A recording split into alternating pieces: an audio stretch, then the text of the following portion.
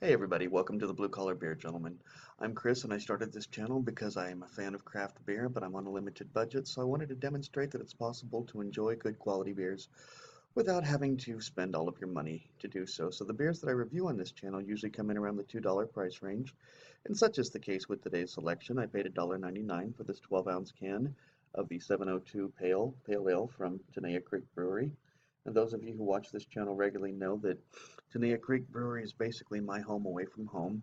I am one of the founders of the Facebook group The Creek Geeks, and you can find us on Twitter at the hashtag The Creek Geeks LV. It's for fans of Tenaya Creek. You don't have to have ever been to Tenaya Creek in order to have enjoyed their beer. And so if you're a fan of it, come check us out there. So this particular beer has a 5.2 ABV. Typically, American Pale Ales come in between 4.5 and 5.2, so this is actually on the high end of alcohol, despite having only a 5.2.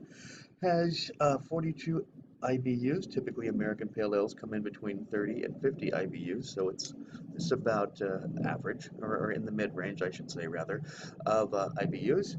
Quick notes amongst the reviewing community. 7 of my friends have given this a cumulative score of 3.57.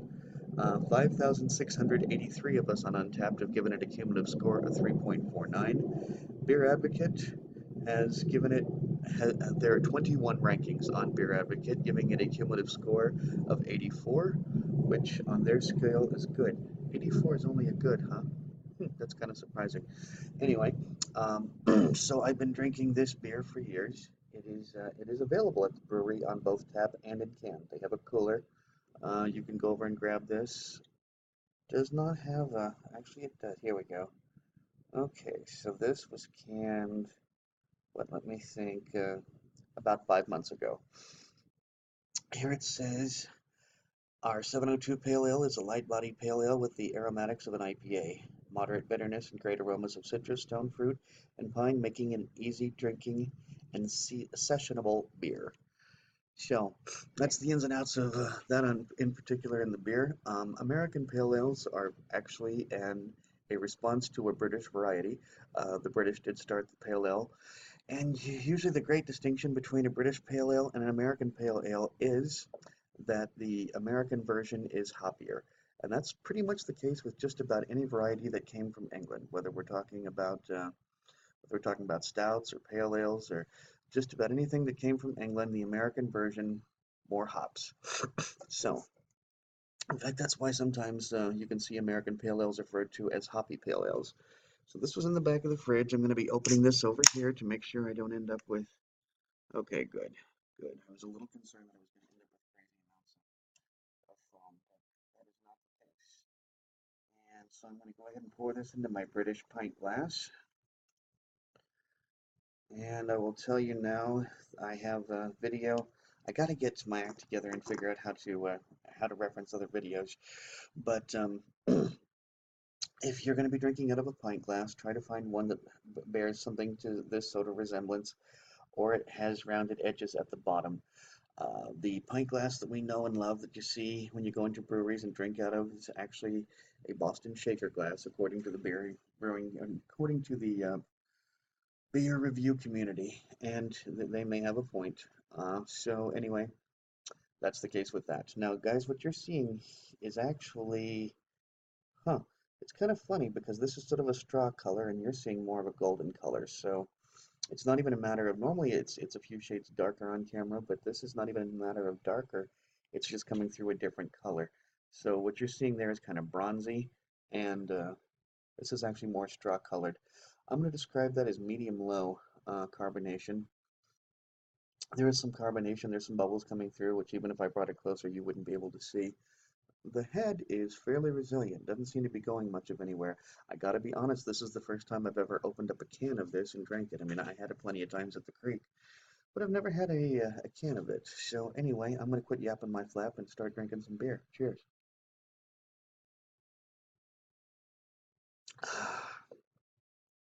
Okay, nice and hoppy on the first taste, creamy on the after.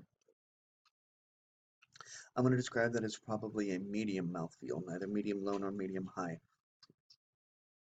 Too much of a mouthfeel to call it medium low, not enough of it to call it medium high.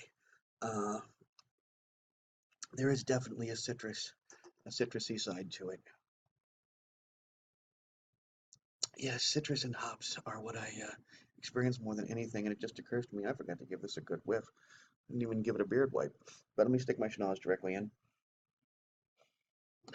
I'm going to soak up more of what I get on the tongue, which is hops and the citrus smell. It's citrusy and it has that hoppy bitterness, but it's not the sort of, I don't know what the distinction. I'm trying to figure out.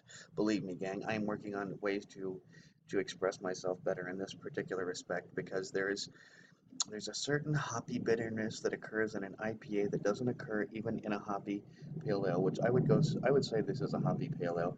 As you can see, we've already got some pretty sweet lacing on there, considering it's only a 5.2 ABV. That's not bad at all.